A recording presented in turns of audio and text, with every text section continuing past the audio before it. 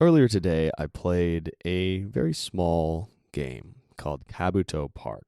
It is about bug collecting, and it has a little like sumo arena thing going on where you have your team of bugs, your opponent has their team, and you're trying to push their bugs off of the little arena, right?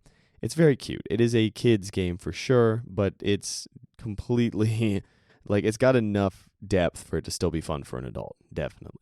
Right? It is what I would call a good kids game.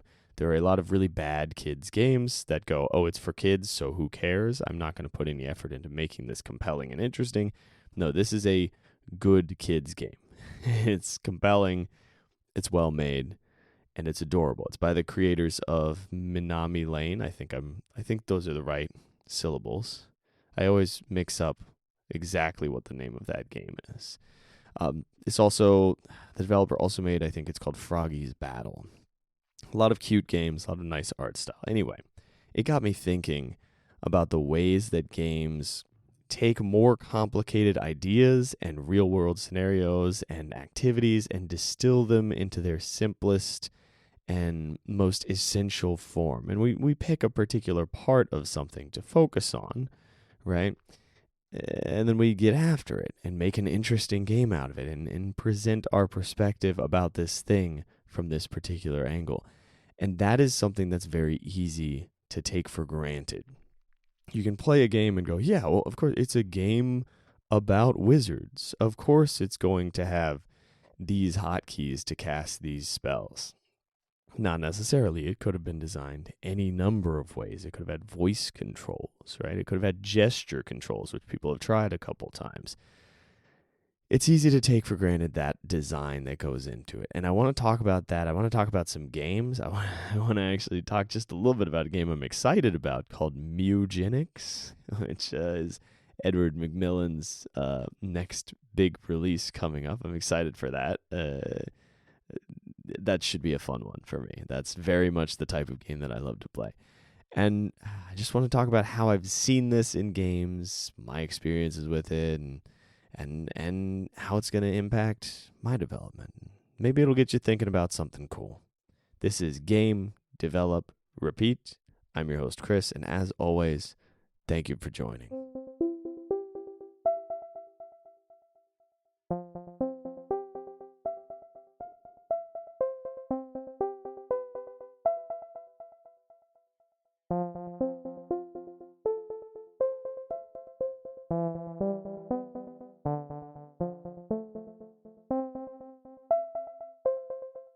I want you to take a moment and think about a game that you love and just ask yourself, what element of reality does this most represent?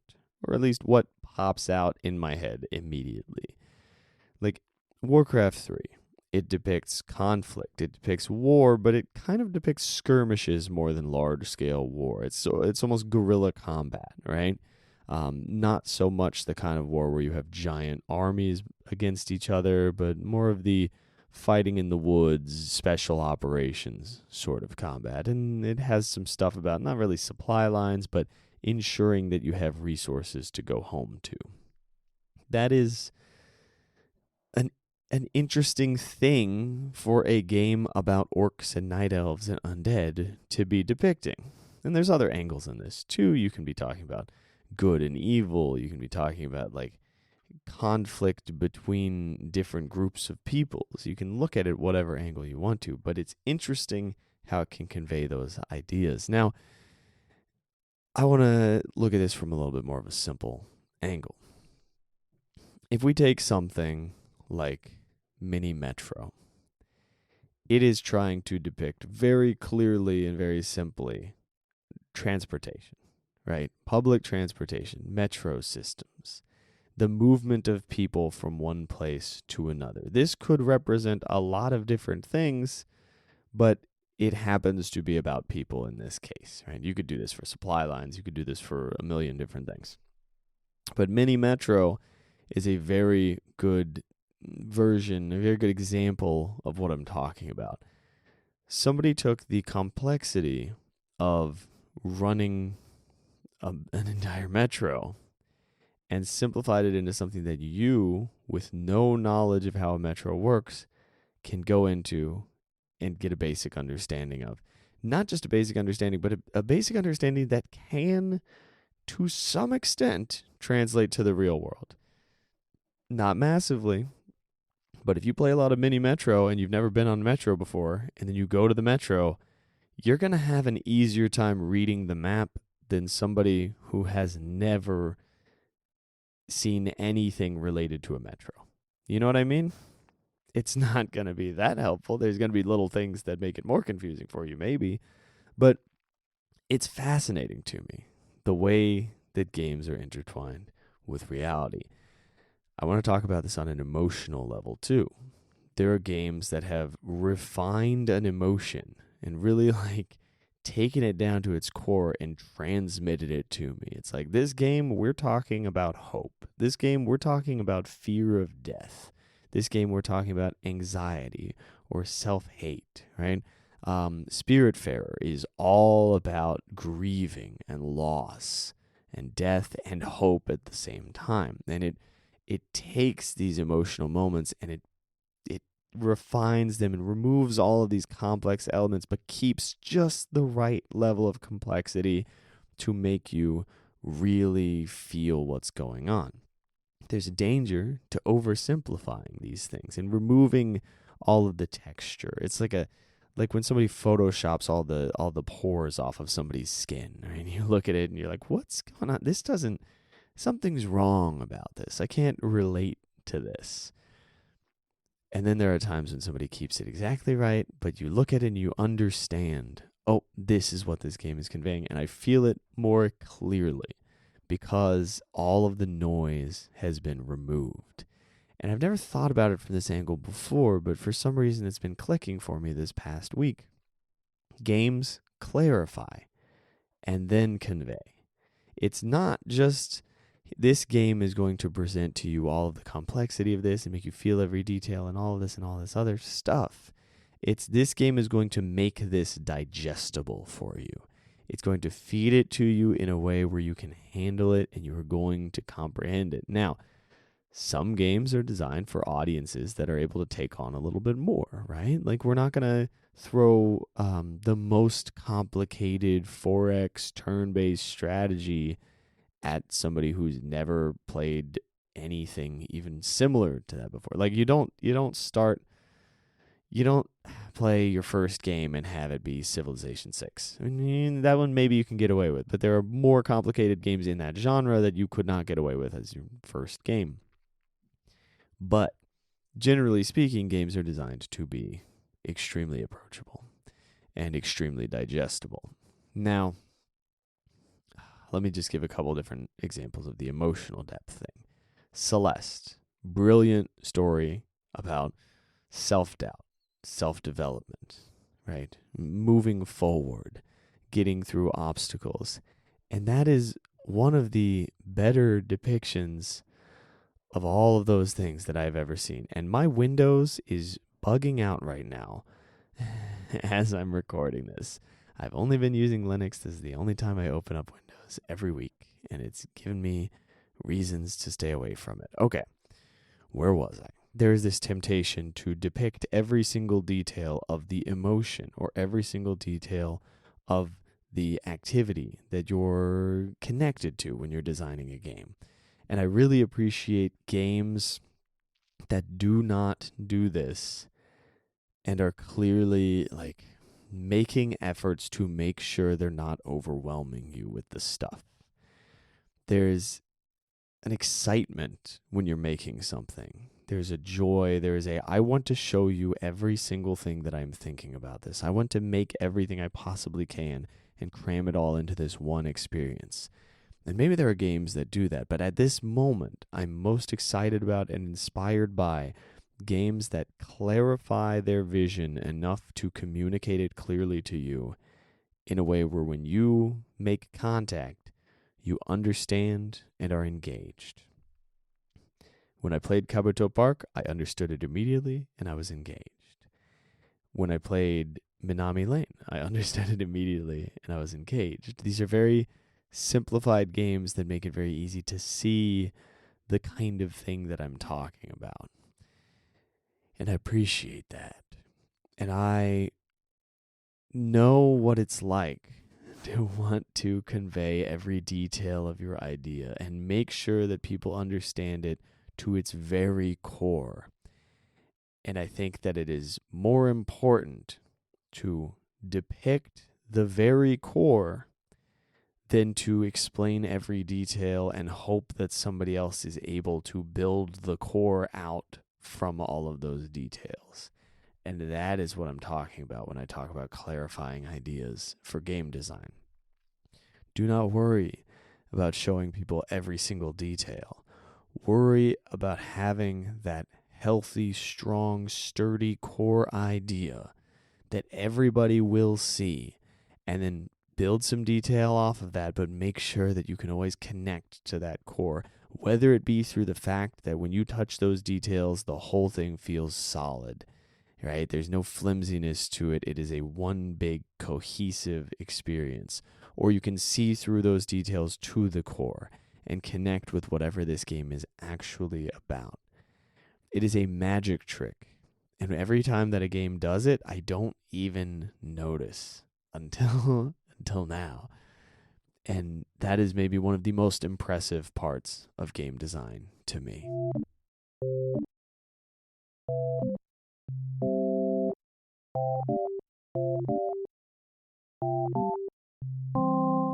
It will come as no surprise to you that I tend to try to explain too much.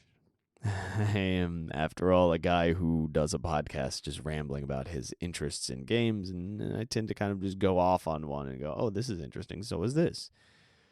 When I'm doing game design, I tend to have an idea that rolls into another, that rolls into another, that rolls into another, and I lose all conception of what the core idea is, or I never had it to begin with.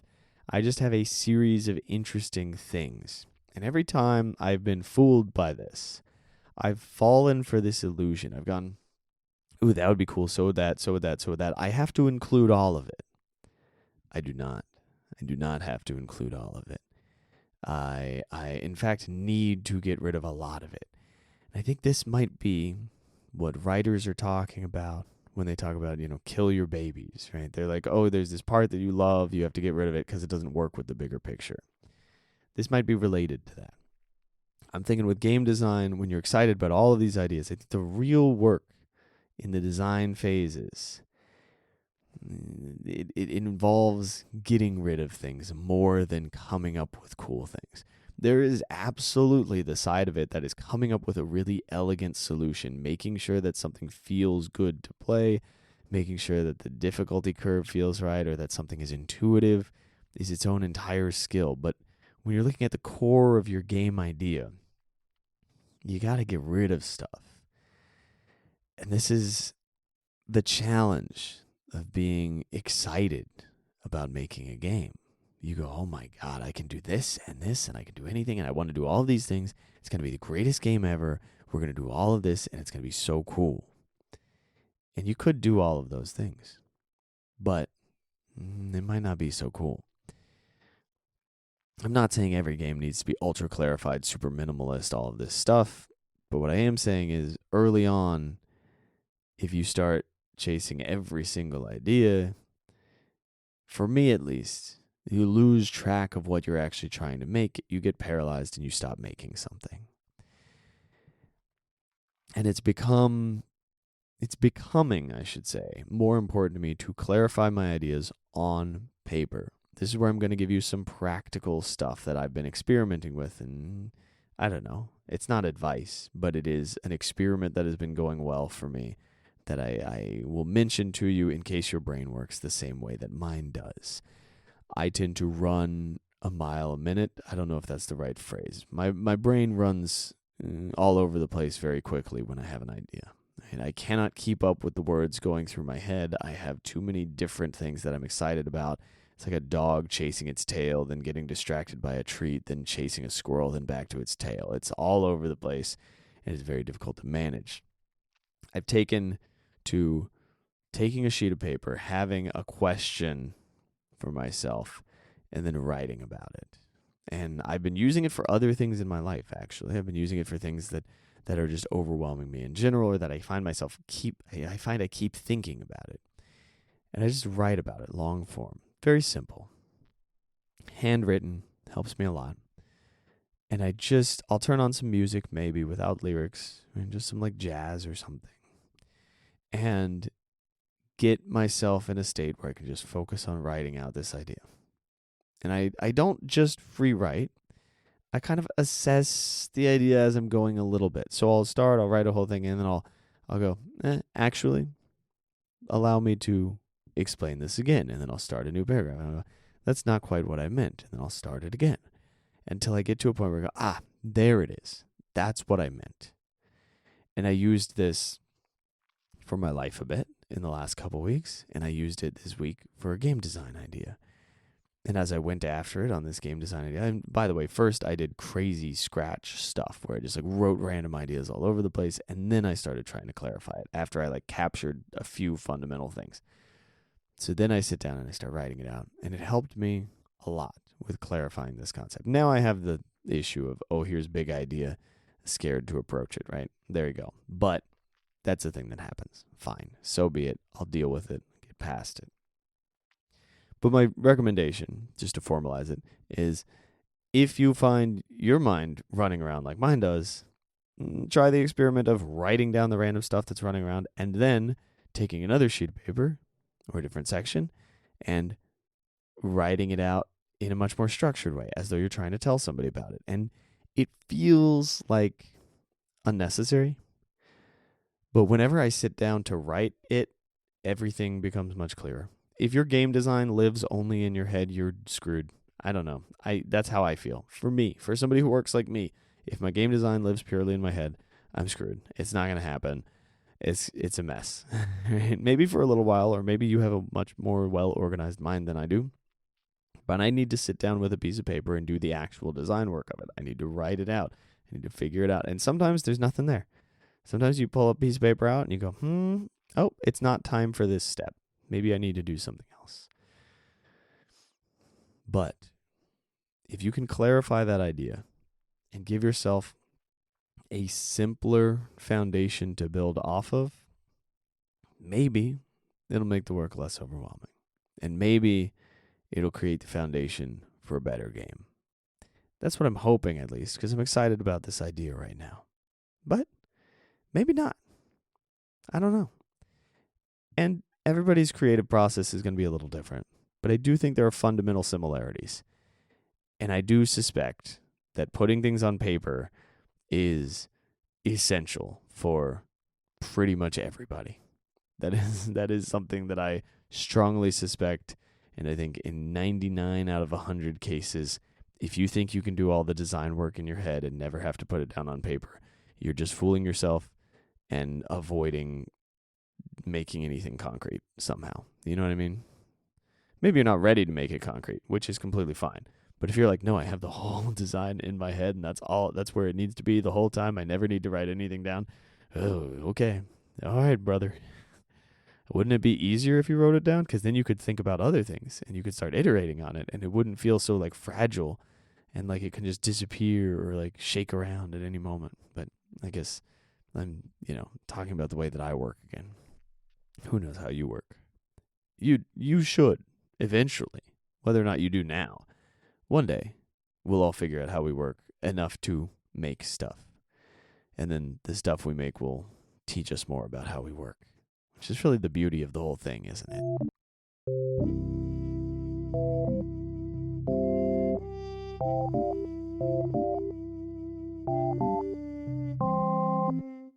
I don't have much of a challenge or question for you this week. I would just say keep doing the hard work of doing whatever it is that you're doing, man. It doesn't always have to be a new thing. Sometimes it's just stick to the grind. Sometimes it's put your head down, refine your ideas a little bit, take a week to just gradually move forward. We don't have to be switching things all the time. This is one of the things that I think I've been doing wrong. I've been coming up with a new solution to my problems every week. I need to clarify it and go, this is the thing. Let's just do this. I don't have to look for new ways to approach everything. I can just keep working on it. And that's boring. And that's maybe less exciting as far as like podcast ideas go and conversation here and blah, blah, blah. But I'll have more to report. By the way, here's what I do have to report. I didn't say it in the development section. I have come up with okay, so I made a small little combat prototype and I made a few little animations in it so that things change colors and shake when you hit them. Very simple. Turn-based combat. 2 sprites. Done.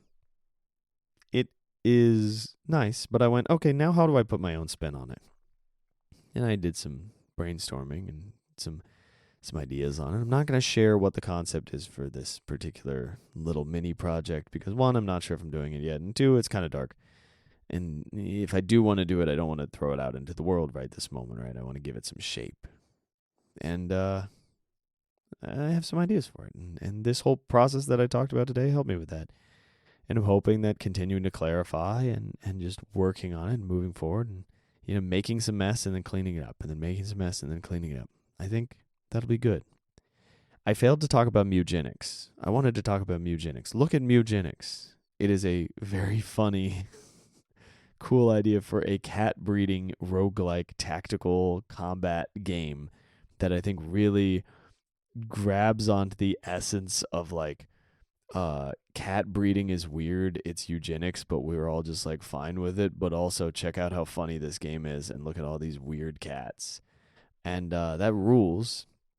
And Ed McMillan, I saw an interview with him and I looked at like the whole concept for this game and the way they were executing on it and all this stuff, and it gave me an existential crisis. I was like, this is too good. Why am I not pursuing interesting ideas right now? And then that's when I took my game, like my tiny little game, and went, let's just put a spin on it. Just make it a little more interesting for myself. Make it into something fun, right? Like I learned some fundamental things about Godot. Now I'm going to learn some things about making a game fun.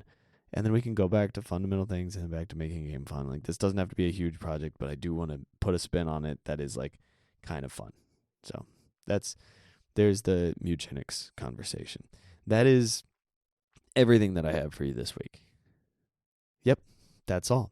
You can join us on the Discord. You can email me at anxiousbuddhagames@gmail.com. The Discord is very calm. It's very chill, but I love it when people pop in there and share what they're working on, show off a little bit, and have the occasional small little conversation about whatever is going on in their game design world or the games that they're playing. So feel free to pop in. That's that. That's everything. What do I always say? How do I sign this off again? Thank you for joining. What do I say? Jesus Christ, I've lost it. Oh yeah, get out there, make some stuff, and have fun with it. I'll see you next time. Bye-bye.